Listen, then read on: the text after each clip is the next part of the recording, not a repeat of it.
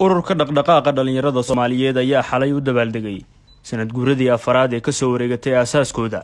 iyagoo isla munaasabada ku soo bandhigay qorshe howleedka mustaqbalka iyo waxqabadka muddadii ay jireen. Munaasabada oo ay ka soo qayb galeen inta badan haldoorada bulshada Soomaaliyeed oo isugu jiray guddoon arday jaamacadeed, madax ururo Soomaaliyeed iyo xildhibaan Maxamed Barre oo ka mid ah golaha shacabka Soomaaliya iyo qaybaha kala duwan ee bulshada Soomaaliyeed ee ku nool dalkan Uganda ayaa lagu bogaadiyay dadaalada ururkan iyo waxqabadka 4 sano ee la soo dhaafay.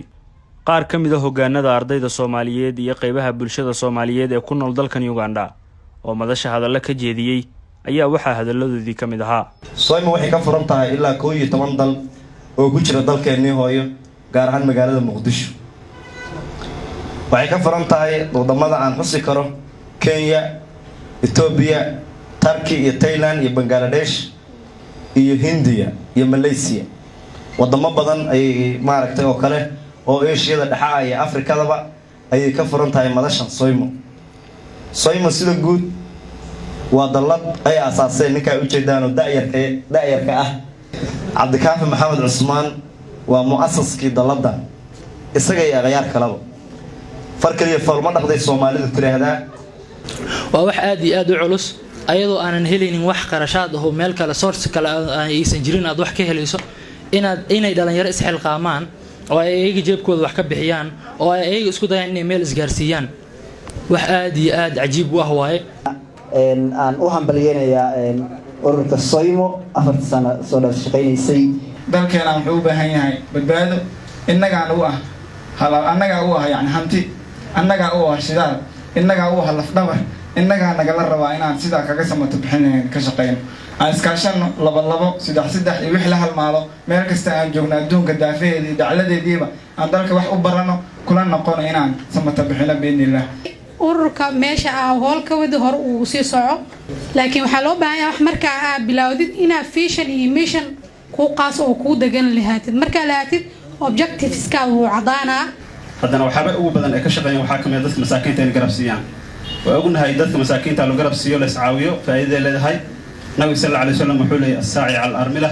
wal masaakiin kal mujahid fi sabilillah inaad masaakiinta caawiso waxay la fadli tahay adoo dad alle u dagaalamaya ama diintiisu difaacayo jaatamaya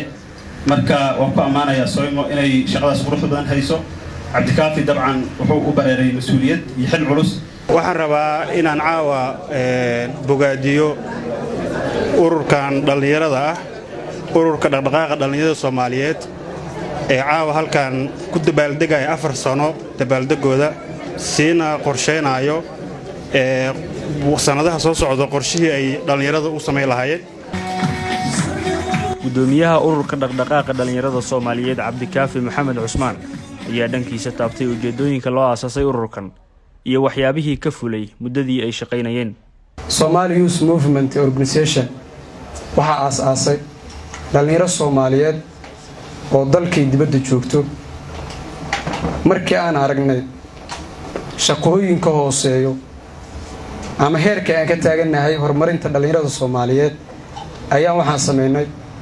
madal lagu kulminayo dhalinyarada Soomaaliyeed meel kasta oo ay joogaan ama Soomaaliya ha noqoto ama meel kale ha noqotaba barnaamijyo badan oo xiiso badan ayaan sameynay waqtiyo badan aan ku soo shaqeynay waxaan haddana diyaar u nahay inaan ku shaqeyno duruufta adag ee dhalinyarada Soomaaliyeed ama bulshada Soomaaliyeed ay marayaan inaan ku shaqeyno dhiiggeena dalkeena u horno dadkeena dhiigga u horno haddii qoro noqoto taa inaan qoriga u qaadno dalkeena ayadaas diyaar u nahay. ugu dambeyntii xildhibaan Maxamed Barre oo soo xiray madasha ayaa taageeray dadaalka ururka Soymo isagoo ku bogaadiyay si wadida howlaha uu ururka u hayo bulshada Soomaaliyeed. 4 sano ay hadda jirtay walow aan dhihi karno 4 sano aysan wada shaqeynine 2 sano iyo wax la jiro ay ahayd pandemiga ama xayiraadda COVID-19 ay ku jireen waxaan dareemi karnaa markii la kala jaro waqtigii yar ay hayeen iyo waxa ay qabteen